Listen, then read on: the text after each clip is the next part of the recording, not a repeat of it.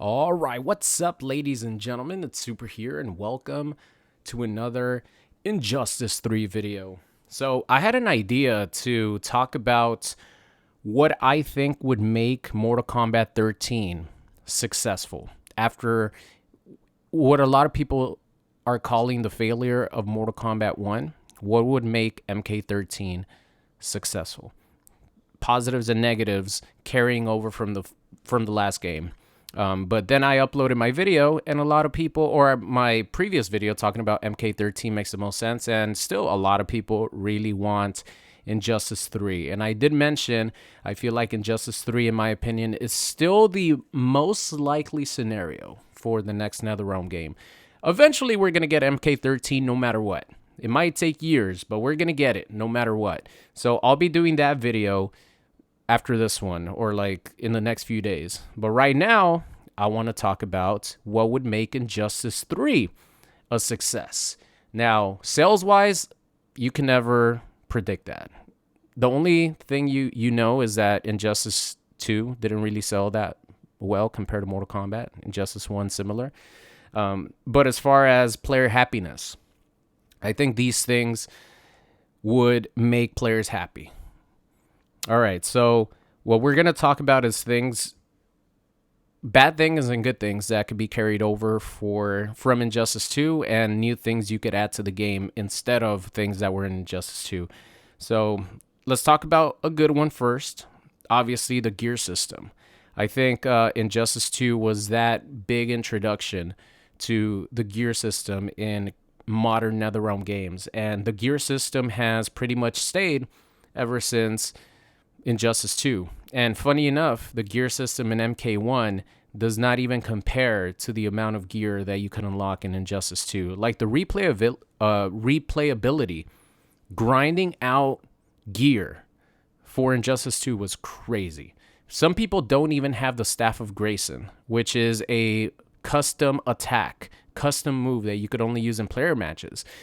And it's one of the rarest moves you could get. Some people still don't even have the Staff of Grayson, which is crazy, right?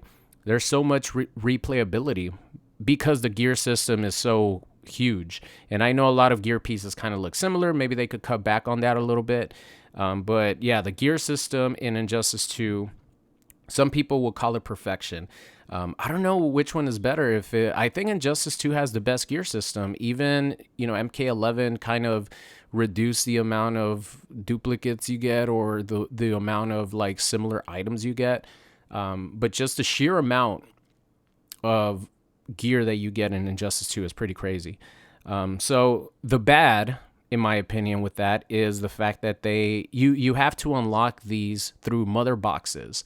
So you obviously get gear as you rank up your character. You just get random gear. It's not attached to your character profile or anything. You just get, well, the strength of it is attached to your character profile, but the item that you get is not. But if you buy these mother boxes, you could buy mother boxes that are more rare, and you end up getting more rare gear.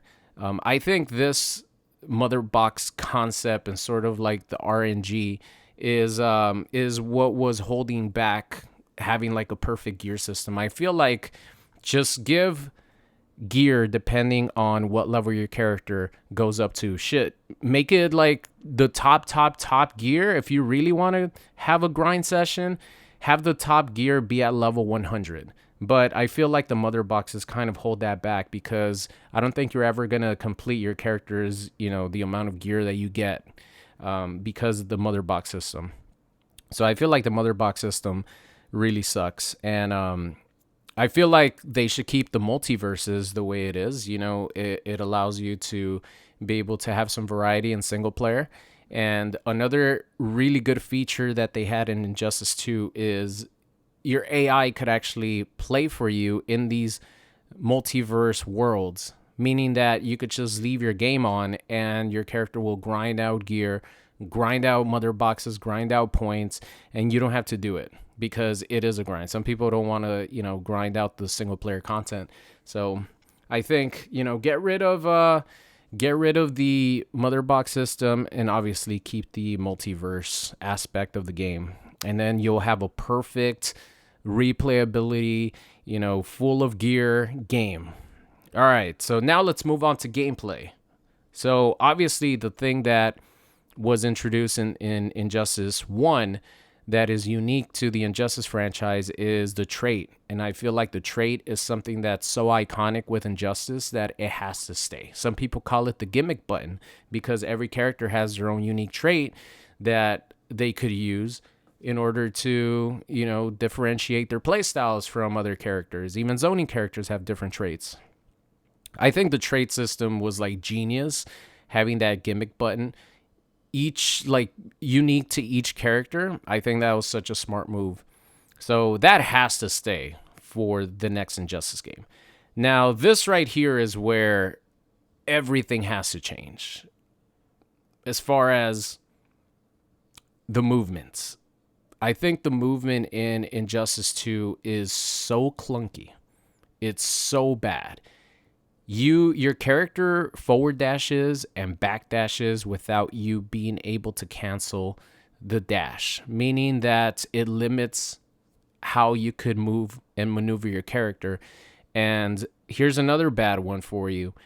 The screen size. The screen size is way too big, and especially for the lack of movement that you have in Injustice 2. Like, the forward dashes go really far, right? But you can't cancel them.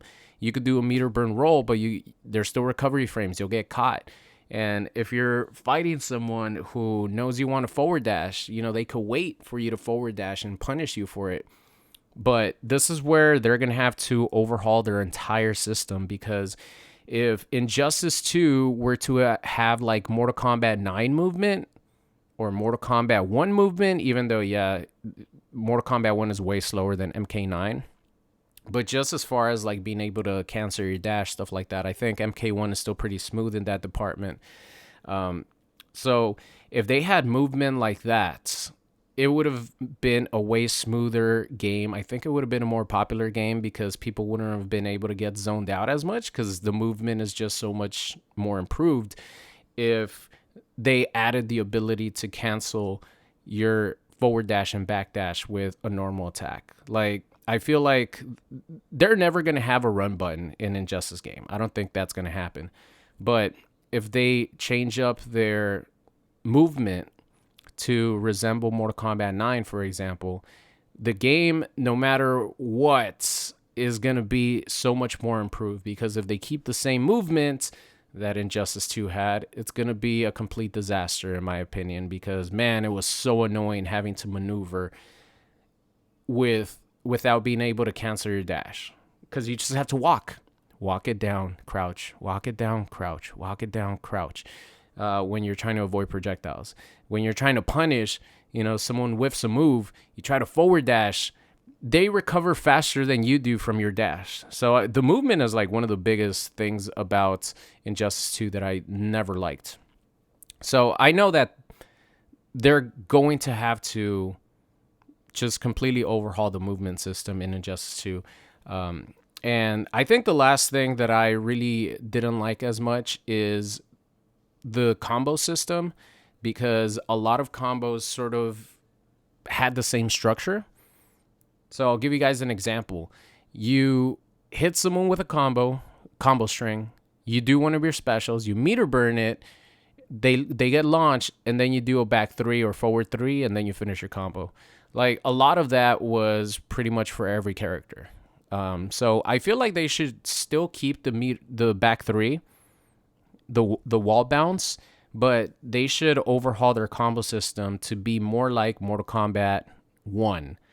Because MK1's combo system with the air combos and everything, it fits Injustice characters and like superheroes so well that, there was a point in time where I really believed that MK1 was supposed to be Injustice 3, but midway through development, they wanted to switch it up and have NetherRealm work on another Mortal Kombat game. That's what I believe for a long time. I still kind of believe that, because MK1 kind of plays like an Injustice game. Even the characters are zoomed out a little bit more than they are in MKX and MK11. The movement feels like something that would resemble a little bit more an Injustice game. So I feel like the combo system would be perfect for, the superhero and the super villains and everything, right? Having sick air combos. Obviously Omni-Man has the ability to fly.